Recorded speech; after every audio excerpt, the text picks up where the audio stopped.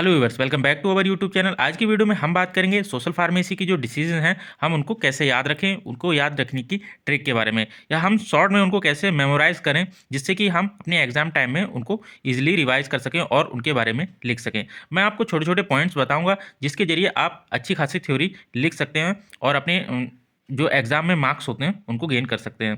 तो चलिए वीडियो को शुरू कर देते हैं। और इसमें मैं आपको बता देता हूँ, जो चैप्टर 4 है इसमें मैं इंट्रोडक्शन और एपिडेमियोलॉजी है उसके बारे में बात नहीं करूँगा। मैं सिर्फ डिसीज़ के बारे में बात करूँगा और मैं इन्हीं के बारे में आपको समझाऊँगा। डिसीज़ हम रेस्पिरेशन इन्फेक्शन की सभी डिसीज़ पढ़ेंगे, जैसे कि आप इसमें देख रहे हैं। चिकन पॉक्स है, मीजल्स है, rubella, mumps, influenza including avian flu, H1N1, SARS, MERS, कोविड-19 और diphtheria, whooping cough, meningococcal meningitis, acute respiration infection, tuberculosis, Ebola, हम इसके बारे में पढ़ेंगे। साथ ही साथ intestinal infection, poliomyelitis, viral hepatitis, cholera, acute diarrhoeal disease, typhoid, amoebiasis, worm infestation और फूड पॉइजनिंग के बारे में पढ़ेंगे। ऑर्थोपॉड बॉन्ड इन्फेक्शंस के बारे में पढ़ेंगे, जिसमें डेंगू, मलेरिया, फाइलेरियासिस और चिकनगुनिया दिया गया है। सरफेस इंफेक्शन के बारे में भी पढ़ेंगे, जिसमें ट्रैकोमा, टिटनेस और लेप्रोसी के बारे में हमें पढ़ना है। ये एसटीडी है, इसके बारे में हम नहीं पढ़ेंगे इस वीडियो में। Respiration infection, intestinal infection, arthropod borne infection और इसके बाद सरफेस इन्फेक्शन, इन के बारे में हम यहाँ पर बात करेंगे। तो इसमें सबसे पहले हम पढ़ेंगे रेस्पिरेशन इन्फेक्शन के बारे में। तो इसमें मैंने कॉलम बना रखे हैं जिससे आपको समझने में आसानी हो और आपको चीज़ें ध्यान रहें। तो सीरियल नंबर है, इसके बाद डिसीज़ है, कौन सी डिसीज़ के बारे में हमें पढ़ना है, इसके बाद कॉजेटिव एजेंट क्या है उस डिसीज़ का, सिम्टम्स क्या रहते हैं और हम उसे डायग्नोस कैसे करते हैं। और मैं आपको बताऊंगा इन पॉइंट्स से आप थ्योरी को कैसे कन्वर्ट करेंगे। मतलब ये पॉइंट्स अगर आपको ध्यान है तो आप थ्योरी भी कन्वर्ट कर सकते हो और इजीली एग्जाम में लिख सकते हैं। सबसे पहले हम बात करेंगे रेस्पिरेटरी इन्फेक्शन के बारे में, और इसकी पहली डिसीज़ है चिकन पॉक्स। चिकन पॉक्स क्या होता है? ये एक रेस्पिरेटरी इन्फेक्शन होता है। कॉजेटिव एजेंट क्या होता है? मतलब किस वायरस या बैक्टीरिया की वजह से ये कॉज होता है, तो उसको हमें बताना है कि वर्सीला जोस्टर वायरस की वजह से ये कॉज होता है। इसके सिम्टम्स क्या रहते हैं? इसमें फीवर आता है, हेडेक होता है, सर दर्द, बॉडी पेन, बदन दर्द, ब्लिस्टर्स जो एक तरह के छाले टाइप हो जाते हैं, और लॉस ऑफ एपेटाइट, भूख खत्म हो जाती है, डिहाइड्रेशन मतलब पानी की कमी हो जाती है जिससे मुंह वगैरह भी सूखने लगता है, मतलब खुश्की बोलते हैं जिसे हिंदी में, और स्टमक एज मतलब पेट दर्द होता है, फटीग थकान होती है। इसको हम डायग्नोस कैसे करते हैं? ब्लड टेस्ट के जरिए। अब बात करते हैं सेकंड डिसीज़ जो है हमारी मीजल्स। मीजल्स क्या होती है? इसमें ये भी एक रेस्पिरेटरी इन्फेक्शन होता है और इसका पॉजिटिव एजेंट होता है मॉर्बिली वायरस, मतलब ये मॉर्बिली वायरस की वजह से होती है। इसके भी जो सिम्टम्स हैं वो सेम रहेंगे। अच्छा, सिम्टम्स सेम क्यों रह रहे हैं? क्योंकि ये रेस्पिरेटरी इन्फेक्शन है। दोनों ही अब जैसे कि हमने इसमें चिकन पॉक्स में बात की, ये भी रेस्पिरेटरी इन्फेक्शन है। अब मीजल्स है, ये भी रेस्पिरेटरी इन्फेक्शन है। तो जो सिम्टम्स होंगे लगभग लगभग सेम होते हैं, एक आध सिम्टम्स जो है वो डिफरेंट हो जाता है। तो इसमें फीवर आता है जैसा कि आपको दिख रहा होगा, और हेडेक हो, सिर दर्द हो गया, बॉडी पेन, बदन दर्द, लॉस ऑफ एपेटाइट, भूख खत्म हो जाती है, डिहाइड्रेशन होता है मतलब पानी की कमी होने लगती है, इलेक्ट्रोलाइट इम्बैलेंस हो जाता है, रनी नोज, नाक बहती है, आंखें लाल हो जाती हैं, रेड आइज जैसे कि हमने इसमें लिख रखा है, कफ होती है मतलब खांसी आती है, फटीग थकान हो गया, नोजिया एंड वॉमिटिंग मतलब जी घबराता है, और वॉमिटिंग मतलब पलटी आने की रहती है संभावना इसमें। अब हम बात करते हैं इसको डायग्नोस कैसे करते हैं, तो इसका भी ब्लड टेस्ट होता है। तीसरी डिसीज़ है हमारी रुबेला। रुबेला भी एक रेस्पिरेटरी इन्फेक्शन है जो कि रुबेला वायरस की वजह से कॉज होती है। मतलब इसका जो है वायरस पॉजिटिव वायरस एजेंट बोलेंगे हम जिससे, वो रुबेला होगा। इसमें क्या क्या सिम्टम्स रहते हैं? इसमें फीवर, हेडेक और बॉडी पेन, स्टफ़ी और रनी नोज मतलब कई बार नाक बंद हो जाती है और कई बार नाक बहती है, रेड आइज मतलब आंखें लाल रहती हैं, और थकान होती है जिसे हम फटीग बोलते हैं। डायग्नोस कैसे करते हैं? हम इसको ब्लड टेस्ट से ही डायग्नोस करते हैं। अब हम बात करते हैं मम्प्स की। मम्प्स भी एक रेस्पिरेटरी इन्फेक्शन होता है और इसका पॉजिटिव एजेंट होता है पैरामाइक्सो वायरस, और ये मतलब ये वायरस की वजह से कॉज होती है जिसको पैरामाइक्सो बोलते हैं। इसके सिम्टम्स की बात करें तो इसमें फीवर होता है, हेडेक होता है, बॉडी पेन होता है, पेन इन च्यूइंग मतलब कुछ चबाने में दर्द होता है मुंह में, और इसके बाद में ईटिंग खाने में भी दर्द होता है, डिहाइड्रेशन होने लगती है बॉडी में, और फटीग थकान होने लगती है। डिहाइड्रेशन यही होती है जब आपकी बॉडी में वाटर और इलेक्ट्रोलाइट इम्बैलेंस हो जाते हैं, तो उसी को हम डिहाइड्रेशन बोलते हैं। इसके डिहाइड्रेशन के सिम्टम्स की बात करें तो इससे हमारा मुंह सूखने लगता है और वीकनेस भी लगती है। अब बात करते हैं इसको डायग्नोस कैसे करते हैं, तो इसको हम ब्लड टेस्ट के जरिए डायग्नोस करते हैं। अब हम बात करते हैं इन्फ्लुएंजा। इन्फ्लुएंजा जो है वो भी एक रेस्पिरेटरी इन्फेक्शन है और ये इन्फ्लुएंजा वायरस की वजह से कॉज होता है। इसका भी जो सिम्टम्स हैं वो लगभग सेम रहते हैं, जैसे कि फीवर हो गया, हेडेक हो गया, बॉडी पेन हो गया, डिहाइड्रेशन, चिल्स मतलब ठंड लगना, एंड स्वेट पसीना आना मतलब ठंड भी लगती है और पसीना भी आता है, रेड आइज मतलब आंखें लाल रहती हैं। और ये इसको हम कैसे डायग्नोस करते हैं, इसके लिए हम RT-PCR कराते हैं। RT-PCR मतलब reverse transcription polymerase chain reaction, इसकी फुल फॉर्म होती है। और ये हम RT-PCR कोविड टाइम के भी कराते थे। कोविड टाइम में जब कोई भी इन्फेक्टेड पर्सन होता था तो उसको डायग्नोस करने के लिए RT-PCR कराते थे। एक तो एंटीजन होता था और एक RT-PCR होती थी। अब इसके बाद में जो है एवियन फ्लू, इसकी हम बात करेंगे तो ये भी एक रेस्पिरेटरी इन्फेक्शन होता है और इसका पॉजिटिव एजेंट है इन्फ्लुएंजा टाइप ए वायरस। मतलब ये इन्फ्लुएंजा टाइप ए वायरस की वजह से कॉज होता है। सिम्टम्स की बात करें तो इसमें फीवर, कफ, खांसी आना, हेडेक, सर दर्द, डिहाइड्रेशन आपको पता ही मैंने बता दिया, रनी एंड स्टफी नोज, फिर से बता देते हैं, नाक बहती है या नाक बंद हो जाती है, बॉडी पेन, बदन दर्द, फटीग, थकान होने लगती है, डिफ़िकल्टी इन ब्रीथिंग मतलब सांस लेने में दिक्कत होती है, और चेस्ट पेन होता है। अब हम बात करते हैं इसका डायग्नोस कैसे करते हैं, तो इसके लिए नेसोफेरेंजियल स्वैब टेस्ट होता है। ये भी RT-PCR की तरह होता है। इसमें क्या होता है, जो अब जैसे कि कोविड टाइम में आपने देखा होगा जो कॉटन स्टिक होती थी उनको नोज़ में या माउथ में इंसर्ट किया जाता था और उसको उस पर सलाइवा कलेक्ट कर लिया जाता था, फिर वो सलाइवा लैब टेस्ट के लिए भेजा जाता था। उसी को हम नेसोफेरेंजियल टेस्ट या स्वैब टेस्ट बोलते हैं। तो आप समझ गए होंगे। अब हम बात करते हैं H1N1। इसमें गलती से S1 लिख गया है, लेकिन इसकी जगह आपको N1 करना है। ये बाय मिस्टेक मुझसे टाइपिंग में गलती हो गई थी, तो हम इसे पढ़ेंगे H1N1।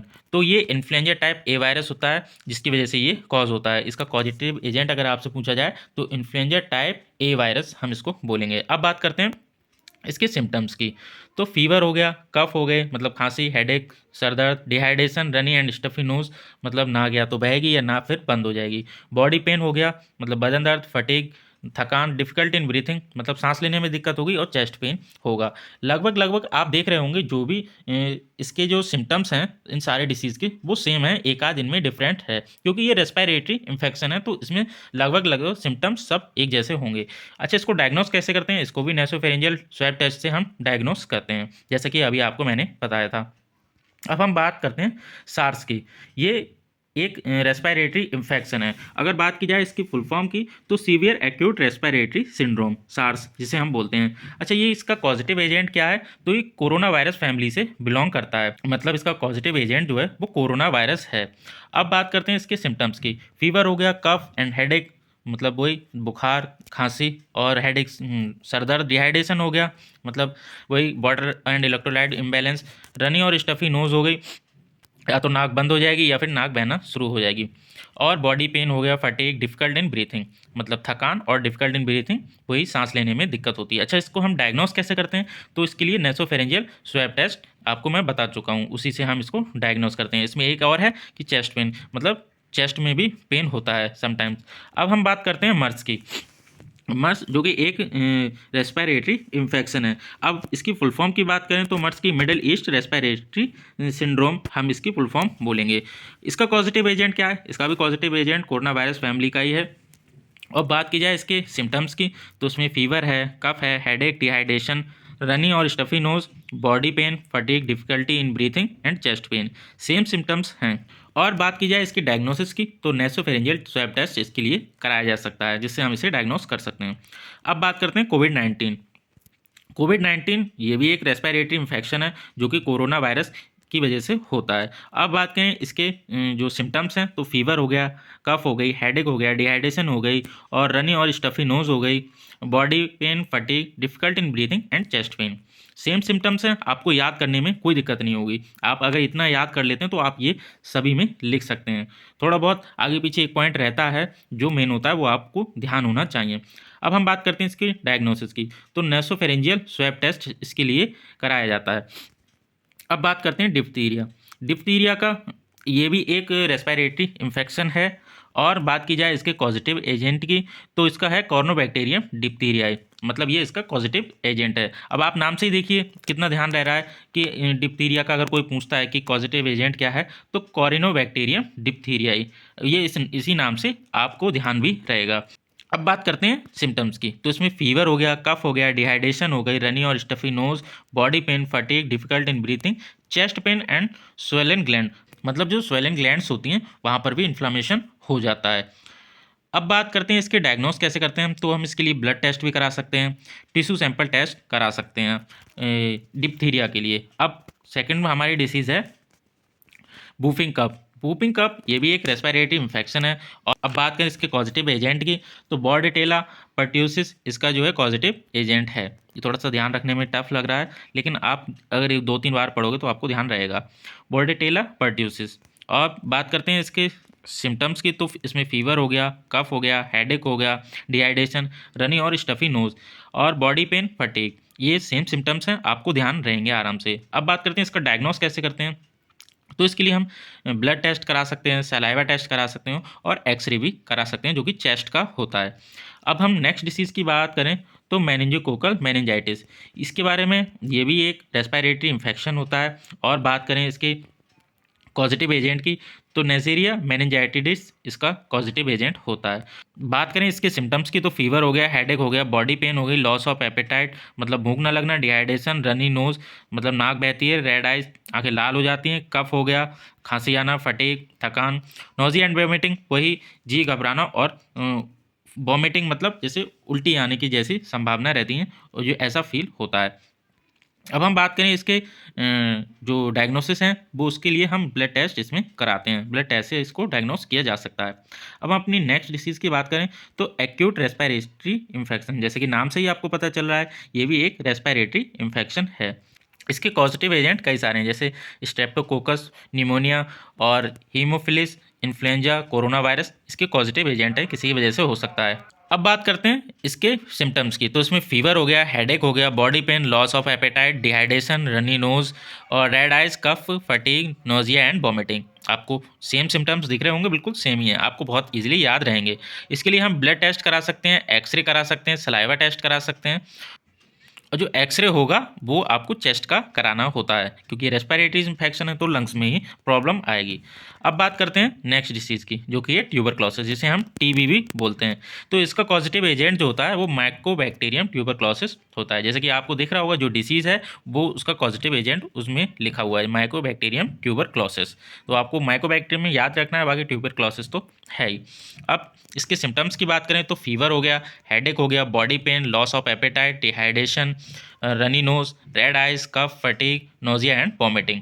और बात करें इसके डायग्नोसिस की, तो ब्लड टेस्ट हो गया और स्पेटम टेस्ट हो गया, वही टेस्ट जो कि मतलब सलाइवा जो होता है हमारी नोज़ या माउथ से कलेक्ट किया जाता है, उसके जरिए हम इसको करा सकते हैं। हमारी नेक्स्ट डिसीज़ है इबोला। इबोला ये भी एक रेस्पिरेटरी इन्फेक्शन होता है और इसका पॉजिटिव एजेंट जो होता है वो इबोला वायरस ही होता है।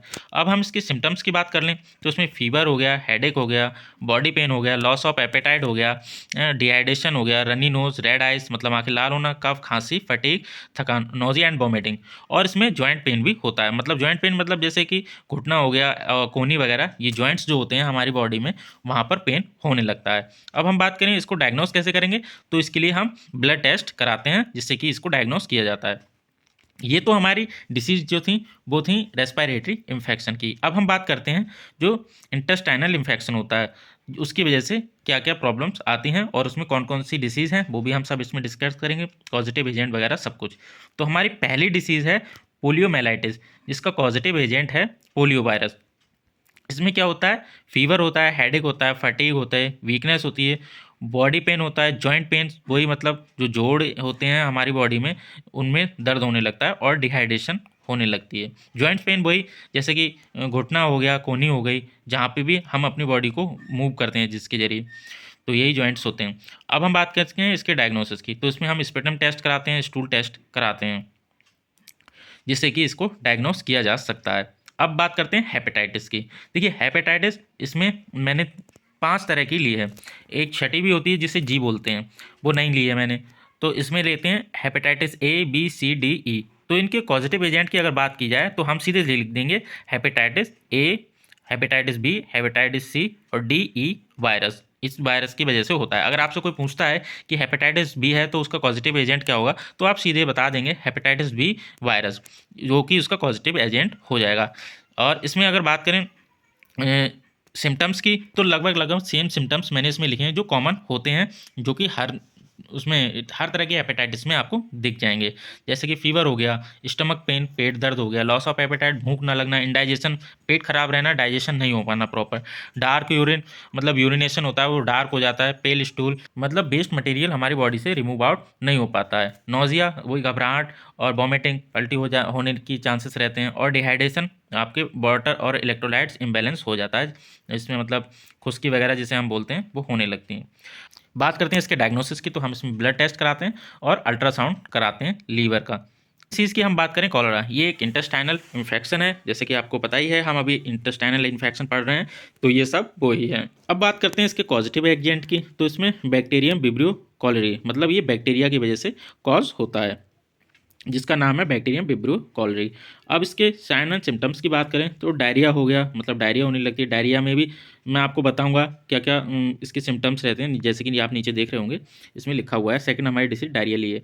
तो डायरिया हो गया, नोजिया एंड वॉमिटिंग हुई, और डिहाइड्रेशन, फीवर, बॉडी पेन और वीकनेस होने लगती है। इसको हम डायग्नोस कैसे करते हैं, स्टूल टेस्ट और ब्लड टेस्ट। स्टूल टेस्ट अगर आपको नहीं पता तो मैं बता देता हूँ, जो हमारा वेस्ट मटेरियल होता है जिसे हम हिंदी में मल बोलते हैं, उसके जरिए इसको डायग्नोस किया जाता है, उसके टेस्ट किए जाते हैं। अब इसके बाद में हमारी फोर्थ डिसीज़ है एक्यूट डायरियल डिसीज, जिसे हम डायरिया बोलते हैं। इसके लिए हमारे जो पॉजिटिव एजेंट हैं वो कई सारे होते हैं, मैंने जो मेनली हमें याद रहे हमने उन्हें लिखा है, जैसे नोरो वायरस हो गया, रोटा वायरस हो गया, ई कोलाई हो गया, ये इसके पॉजिटिव एजेंट आप बता सकते हैं। और इसके बात करें इसके साइन एंड सिम्टम्स की, तो इंडाइजेशन मतलब पेट खराब रहना, वही डाइजेशन ना हो पाना, नोजिया एंड वॉमिटिंग, और फीवर हो गया, हेडेक हो गया, डिहाइड्रेशन, वीकनेस हो गई, तो ये इसके साइन एंड सिम्टम्स रहते हैं। अब बात करते हैं इसको हम डायग्नोस कैसे करते हैं, तो हम इसके लिए स्टूल टेस्ट कराते हैं, तब ये उससे डायग्नोस किया जा सकता है। इसके बाद में हमारी फिफ्थ डिसीज़ है टाइफाइड। टाइफाइड इसको टाइफाइड जो है वो भी एक तरह से बोल सकते हैं इंटेस्टाइनल इन्फेक्शन है, क्योंकि हम अभी उन्हीं को पढ़ रहे हैं। अब इसका पॉजिटिव एजेंट क्या होता है टाइफाइड का, तो बैक्टीरियम साल्मोनेला टाइफी इसका पॉजिटिव एजेंट होता है। जैसे कि देख रहे होंगे आपके जो इसके पॉजिटिव एजेंट में भी टाइफी आ गया, तो शायद आपको थोड़ा सा ध्यान रखने में इसमें आसानी हो। अब हम बात करते हैं इसके साइन एंड सिम्टम्स की, तो इसमें फीवर हो गया, हेडेक हो गया, स्टमक पेन हो गया, लॉस ऑफ एपेटाइट हो गया, फटीग, वीकनेस, जो कि इसके कॉमन सिम्टम्स होते हैं। हम इसको डायग्नोस कैसे करेंगे, हम इसके लिए ब्लड टेस्ट कराते हैं। अब हम बात करते हैं एमीबियासिस, ये भी एक इंटेस्टाइनल इन्फेक्शन है, जिसका पॉजिटिव एजेंट है एंटामीबा हिस्टोलिटिका, तो ये इसका पॉजिटिव एजेंट होता है। अब बात करते हैं इसमें साइन और सिम्टम्स की, तो इसमें फीवर हो गया, स्टमक पेन हो गया, पेट दर्द, वेट लॉस मतलब वजन घटने लगता है, ब्लड इन स्टूल, और डायरिया होने लगती है। डायरिया के बारे में हम आपको बता ही चुके हैं, वही सारी सिम्टम्स इसमें आप लिख सकते हैं। और इसको हम डायग्नोस कैसे करते हैं, स्टूल टेस्ट से इसको हम डायग्नोस करते हैं। अब बात करते हैं वर्म इन्फेस्टेशन, तो इसके पॉजिटिव एजेंट की बात की जाए तो बहुत सारे होते हैं, जैसे टेप बॉम हो गया, राउंड बॉम हो गया, पिन बॉम हो गया, हुक बॉम हो गया, ईटीसी।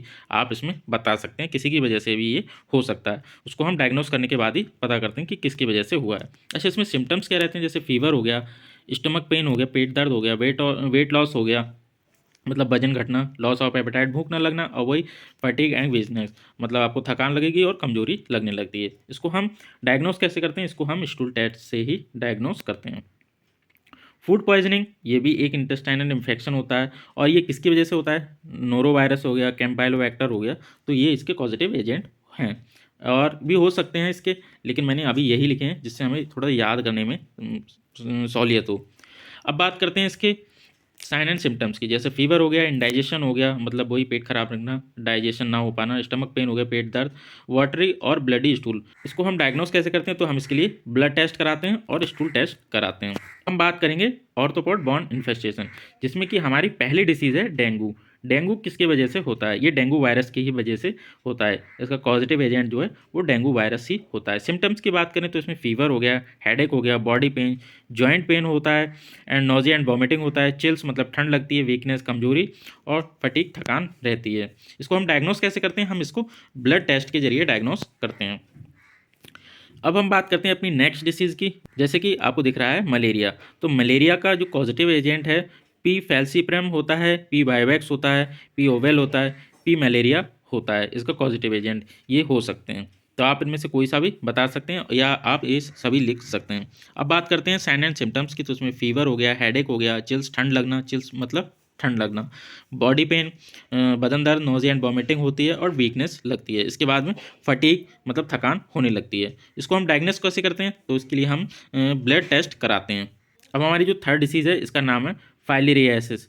और बात की जाए इसके कॉजेटिव एजेंट की, तो फाइलेरियल राउंड वॉर्म पैरासाइट। तो ये पैरासाइट से होती है, जिसके जैसे कि मैंने अभी आपको बताया था वॉर्म होते हैं, जैसे pin worm, hook worm, round worm. तो ये राउंड वॉर्म की वजह से कॉज होती है। अब बात की जाए इसके साइन एंड सिम्टम्स की, तो फीवर हो गया, चिल्स मतलब ठंड लगना, विथ बॉडी शेकिंग मतलब शरीर के कांपने के साथ में ठंड लगती है, और स्वेटिंग पसीना भी आता है, बॉडी पेन बदन दर्द होता है, वीकनेस कमजोरी, फटीग थकान और नोजिया एंड वॉमिटिंग इसमें होती है। अब बात करते हैं इसको डायग्नोस कैसे करते हैं। तो इसके लिए ब्लड टेस्ट करा सकते हैं। अब हमारी फोर्थ डिसीज़ है चिकनगुनिया, जिसका पॉजिटिव एजेंट है चिकनगुनिया वायरस। मतलब जो डिसीज़ है वही वायरस इसका पॉजिटिव एजेंट हो जाएगा। अब बात करते हैं इसके साइन एंड सिम्टम्स की। तो इसमें फीवर हो गया, हेडेक हो गया, बॉडी पेन, जॉइंट स्वेलिंग मतलब जो जॉइंट्स हैं जैसे एल्बो हो गया या घुटना हम जिसे बोलें, और इनमें स्वेलिंग आने लगती है, और फटीग मतलब वही कमजोरी या थकान होने लगती है। इसको हम डायग्नोस कैसे करते हैं? हम इसके लिए भी ब्लड टेस्ट कराते हैं। अब हमारी डिसीज़ है सरफेस इन्फेक्शन की, जिसकी पहली डिसीज़ है ट्रैकोमा। ये एक आई इन्फेक्शन होता है, और ये किसकी वजह से कॉज होता है? बैक्टीरियम क्लैमाइडिया ट्रैकोमेटिस इसका पॉजिटिव एजेंट होता है। अब बात करें इसके साइन एंड सिम्टम्स की, तो इसमें इचिंग होती है, खुजली होती है, इरिटेशन होती है आइज़ में, स्वेलिंग इन आईलिड्स मतलब जो आँख की पलकें होती हैं उन पे स्वेलिंग आने लगती है, discharge of mucus and pus from eyes मतलब आँखों से पस और म्यूकस डिस्चार्ज होने लगता है, मतलब पानी की तरह आँखों से बहने लगता है, रेड हो जाती हैं आई, आँखें लाल हो जाती हैं, और पेन इन आइज आँखों में दर्द भी होता है। हम इसको डायग्नोस कैसे करते हैं? हम इसका म्यूकस और पस सैंपल देते हैं जो आइज से हमारे कलेक्ट किया जाता है जब हमें ट्रैकोमा हो जाता है। अब हमारी नेक्स्ट डिसीज़ है टिटनेस। अगर बात की जाए इसके पॉजिटिव एजेंट की, तो है क्लॉस्ट्रीडियम टिटेनस। और इसके साइन एंड सिम्टम्स की बात करें तो इसमें मसल्स पेन होता है, जॉइंट पेन होता है, और जॉ लॉक्ड होता है, जो मतलब हमारा जबड़ा होता है वो एक तरह से जाम होने लगता है, स्वॉलिंग डिफ़िकल्टी मतलब कुछ निकलने में भी दिक्कत होती है, फीवर आता है, और हेडेक होता है। बाकी आप इसमें नोज़िया एंड वॉमिटिंग भी होती है, आप लिख सकते हैं, और बोल सकते हैं कि बॉडी पेन भी होता है। ये आप अपने तरफ से बढ़ाकर लिख सकते हैं। अगर हम बात करें इसके डायग्नोसिस की, तो हम इसके लिए भी ब्लड टेस्ट कराते हैं। हमारी लास्ट डिसीज़ है लेप्रोसी। लेप्रोसी का पॉजिटिव एजेंट होता है माइकोबैक्टीरियम लेप्री। तो अगर बात की जाए इसके साइन एंड सिम्टम्स की, तो इसमें भी ब्लिस्टर होने लगते हैं स्किन्स पर। ब्लिस्टर वही मैं आपको बता चुका हूँ, छाले की तरह होते हैं जो कि हो जाते हैं स्किन पर, और सोर्स इन स्किन मतलब जख्म होने लगते हैं स्किन पर। लॉस ऑफ सेंस मतलब सेंस खत्म हो जाती है, जैसे कि किसी को प्रॉब्लम हो रही है तो जहाँ पर एरिया पर प्रॉब्लम आई है, ब्लिस्टर हुए हैं, वहाँ पे सेंसेस भी खत्म होने लगती हैं। मसल्स पेन होता है इसमें। अब हम इसको डायग्नोस कैसे करेंगे? तो हम इसको डायग्नोस करेंगे ब्लड टेस्ट के जरिए। अब ये हमारी डिसीज़ जो हैं वो फाइनल हो गई। अब हम बात करते हैं कि अगर हमें इनको थ्योरी में कन्वर्ट करके लिखना है तो हम कैसे लिखेंगे? देखिए, जैसे कि आपको मान लेते हैं लेप्रोसी के बारे में ही लिखना है, तो लेप्रोसी अगर आप हेडिंग डालकर आप सिंपली लिख सकते हैं कि ये किस तरह का इन्फेक्शन है। जैसे कि अभी हम क्या पढ़ रहे हैं? Surface infection. तो leprosy is a surface infection. आप ये पॉइंट इसमें लिख सकते हैं एक छोटा सा। और फिर आप अगर हेडिंग डालते हैं कॉजेटिव एजेंट मतलब ये किसकी वजह से होता है, तो आप लिख सकते हैं it is caused by mycobacterium leprae. मतलब ये माइक्रोबैक्टीरियम लेप्रेई की वजह से होता है। आपकी जो है सेकंड हेडिंग पड़ जाएगी। अब हम साइन एंड सिम्टम्स डालकर पॉइंट वाइज ये लिख सकते हैं कि इसमें ब्लिस्टर होता है, सोर्स इन स्किन होता है, लॉस ऑफ सेंस होता है, मसल्स पेन होता है, और जब आगे भी आप इन चीज़ों से जो है पता कर सकते हैं जो ये सिम्टम्स हैं इनसे और क्या क्या सिम्टम्स होंगे। तो इसमें फटीग हो गई, फटीग हो गया, वही आपको लगा थकान, वीकनेस कमजोरी होने लगेगी, और जॉइंट्स पेन भी होने लगते हैं, स्किन पर रैशेस वगैरह होने लगते हैं। तो आप इस चीज़ लिख सकते हैं। लेप्रोसी कुष्ठ रोग या कोढ़ जिसे बोलते हैं वो बीमारी है। अब जैसे कि आपको मैंने ये बता दिया, अब आपकी लास्ट हेडिंग क्या पड़ेगी? डायग्नोसिस। तो आप डायग्नोसिस हेडिंग डालकर उसमें लिख सकते हैं it is diagnosis through blood test. आप उसमें लिख सकते हैं। तो इसी तरह से आप जो है इन सारी डिसीज़ के बारे में लिख सकते हैं। पॉइंट वाइज या हेडिंग वाइज। ये मैंने एक आपको टेबल बना के दी है, अगर आप इसको बारी बारी से पढ़ लेंगे या आप अपनी टेबल ड्रॉ कर लेंगे, अपनी कॉपी में बना लेंगे इसी तरह से, तो आपको जो डिसीज़ेज़ हैं वो बहुत जल्दी मेमोराइज़ हो जाएंगी, आपको रिवीजन करने में बहुत ही आसानी रहेगी। आप एक ही बार इनको पढ़ेंगे और आपको सारी चीज़ें मेमोराइज़ हो जाएंगी, क्योंकि मैंने इसमें सिम्टम्स वगैरह सब कॉमन रखे हैं। आप एक डिसीज़ के किसी सिम्टम्स को अगर याद कर लेते हैं अच्छे से, तो बाकी आप उनमें भी ये डिसीज़ के सिम्टम्स लिख सकते हैं। जैसे रेस्पिरेटरी में मैंने याद कर लिया, हमने जैसे कोविड के बारे में याद कर लिया कि हमारा कोविड का क्या क्या सिम्टम्स रहते हैं, तो सिम्टम्स हम वो रेस्पिरेटरी में जितनी भी डिसीज़ हैं उनमें लिख सकते हैं। एक आध सिम्टम्स अलग रहता है, कुछ ना लिखने से कुछ लिखा होना बहुत ज़रूरी है। तो इसलिए आप ये टेबल ड्रॉ कर लीजिए, अपनी कॉपी पर बना लीजिए और इसको आपको पढ़ने में बहुत आसानी रहेगी। बस यही थी आज की वीडियो आपको कैसी लगी कमेंट करके बताना। अगर आपका कोई डाउट हो तो मुझसे इंस्टाग्राम पर मैसेज करके पूछ सकते हैं या कमेंट कर सकते हैं, मैं आपको रिप्लाई कर दूँगा। मिलते हैं नेक्स्ट वीडियो में, तब तक के लिए टेक केयर, बाय।